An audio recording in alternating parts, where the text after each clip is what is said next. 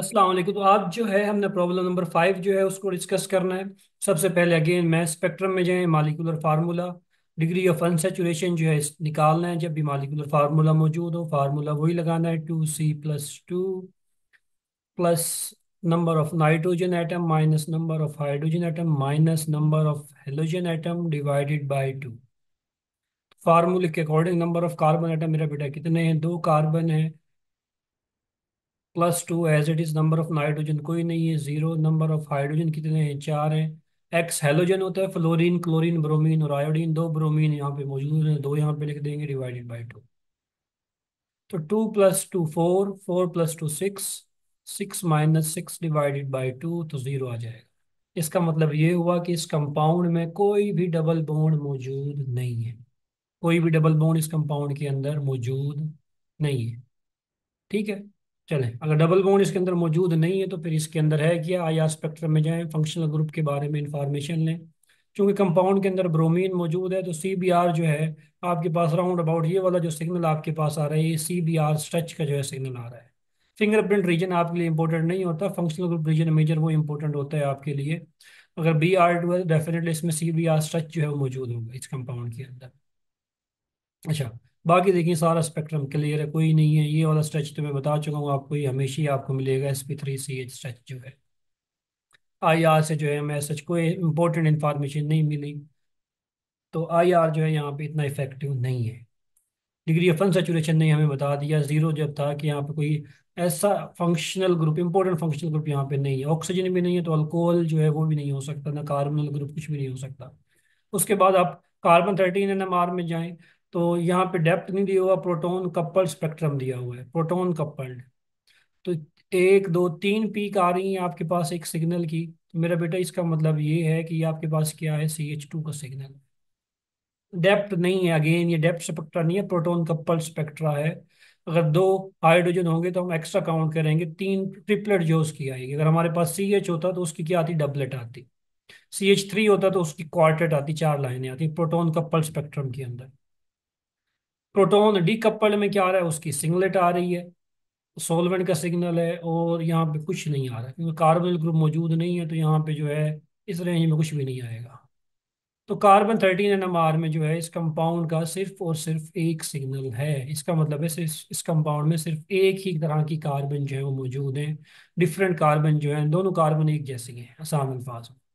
Proton NMR में जाए तो उसने तो सबसे ही आसान कर दिया। उसने कहा है कि भाई इसमें दो कार्बन थी, चार हाइड्रोजन थे, दो Br2 थे। चार हाइड्रोजन थे तो चार हाइड्रोजन का एक ही सिग्नल आ रहा है। इसने बताया है कि चार हाइड्रोजन की आपके पास सिंगलेट आ रही है, और सिंगलेट की जो रेंज है आपके पास वो क्या है, राउंड अबाउट 3.7 ppm जो है इसकी रेंज। अब देखिए चार प्रोटॉन की सिंगलेट कैसे बनाएंगे मेरा बेटा, एक कार्बन के साथ अगर मैं चार हाइड्रोजन लगा दूं तो ये मॉलिक्यूल न्यूट्रल हो गया, एक ही मॉलिक्यूल बन गया, पूरा कंप्लीट मॉलिक्यूल बन गया। अब इसके साथ मैं मजीद कनेक्शन तो नहीं लगा सकता ना, कार्बन के पांच बॉन्ड तो मैं नहीं बना सकता। तो इन केसेस में आपको करना क्या होता है, आपको इन केसेस में इन्वायरमेंट जो है वो सेम करना होता है। अब इन चार प्रोटॉन को मैं ऐसे अरेंज करूंगा कि इन चारों प्रोटॉन का इन्वायरमेंट एक जैसा होगा, कंपाउंड सिमेट्रिकल होगा आसान अल्फाज में। अब सिमेट्रिकल कैसे बनाऊंगा मैं बता चुका हूँ, CH4 में नहीं बना सकता। CH4 बनाऊंगा तो फिर वो तो एक मॉलिक्यूल बन जाएगा कंप्लीट, उसके साथ उसी कार्बन को मैं कैसे जोड़ूंगा, दो कार्बन है ना कंपाउंड के अंदर। तो अब आपको सिमेट्री लानी पड़ेगी। सिमेट्री कैसे लाएंगे, CH2 CH2। यहाँ पे भी एक एक जैसा ग्रुप रखना है, यहाँ पे भी मैं Br लगा दूं, यहाँ पे भी अगर मैं Br लगा दूं। अब ये कंपाउंड सिमेट्रिकल है, यहाँ से अगर मैं कट करूँ दो, राइट साइड और लेफ्ट साइड जो है आपके पास एक जैसी। अब देखो इस CH2 के नेबर में भी आर है, इस CH2 के नेबर में भी आर है। इसका मतलब है कि ये चार के चार प्रोटॉन जो हैं ये एक जैसे हैं। और इन चार प्रोटॉन के नेबर में जो है कोई भी कार्बन मौजूद नहीं है, तो इन चार प्रोटॉन की क्या आएगी, सिंगलेट आएगी। और इन चार प्रोटॉन की ppm 3.7 होगी। क्यों 3.7 होगी, क्योंकि कार्बन हाइड्रोजन जो है वो कार्बन के साथ कनेक्टेड, कार्बन जो है हेलोजन ब्रोमीन के साथ कनेक्टेड, ब्रोमीन की इलेक्ट्रोनेगेटिविटी ज्यादा होती है। तो ये जो है इस कंपाउंड का स्ट्रक्चर है एग्जैक्ट। अगर आपने जो है इस कंपाउंड का, इसी कंपाउंड का जो है कार्बन 13 देखना, तो कार्बन 13 से हमें बताया कि भाई इसमें एक ही कार्बन है, और वो राउंड अबाउट जो है 30-35 ppm पे जो है वो पेयर हो रही है। तो 35 ppm पे अगर आपने कार्बन जो है उसको अपेयर करना है, तो ये वाली जो कार्बन है आपके पास, ये दोनों कार्बन जो है चूंकि एक जैसी हैं, आप किसी भी कार्बन को हाईलाइट करें तो ये जो कार्बन है आपके पास, इनका एक सिग्नल आ रहा है। और कहाँ पे इनका सिग्नल आ रहा है मेरा बेटा? इनका सिग्नल ये वाला है आपके पास, अराउंड अबाउट 30 ppm के ऊपर जो है इसका सिग्नल। अब मैस स्पेक्ट्रम कहेंगे, चलो मैस स्पेक्ट्रम देख लेते हैं। मैस स्पेक्ट्रम भी जो है वो साथ साथ हम देख लेते हैं। मैस स्पेक्ट्रम तो सारा इसका आसान, बिल्कुल आसान है, बिल्कुल ईजी है। जब भी ब्रोमीन जो है कंपाउंड में मौजूद होगा, तो ब्रोमीन की मेरा बेटा M+2 पीक जो है वो आपके पास आती है। कौन सी पीक आती है? M+2 peak in case of bromine.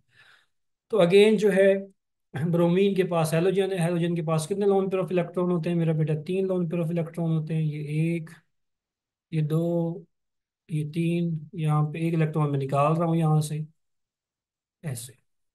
ये स्ट्रक्चर जो है ये मैंने बना दिया आपके लिए। इसको निकाल देता हूँ, इसको निकाल देता हूँ। तो एक इलेक्ट्रॉन मैंने निकाल दिया, ये आपके पास क्या बन गई? Molecular ion peak 186, 188, 190। ऐसा क्यों आ रही है मॉलिक्यूलर आयन पीक? क्योंकि ब्रोमीन के मेरा बेटा दो आइसोटोप होते हैं। ब्रोमीन के कितने आइसोटोप है? ब्रोमीन 79 भी होता है, और ब्रोमीन मेरा बेटा आपके पास 81 भी होता है।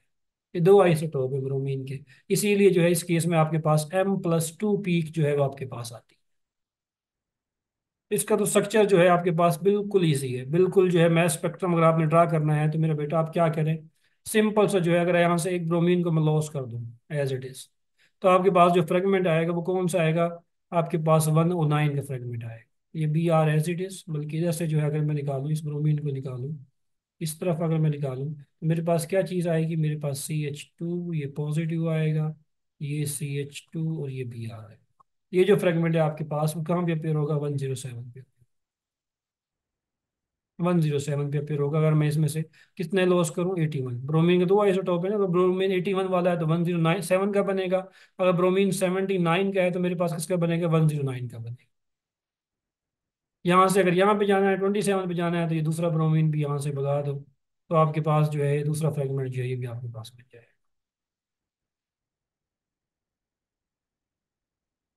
तो ये जो है आपके पास इस कंपाउंड का जो है मैस स्पेक्ट्रम है। नेक्स्ट सेशन में जो है आपसे मुलाकात होती है। दुआ में याद रखिएगा। अल्लाह हाफिज़।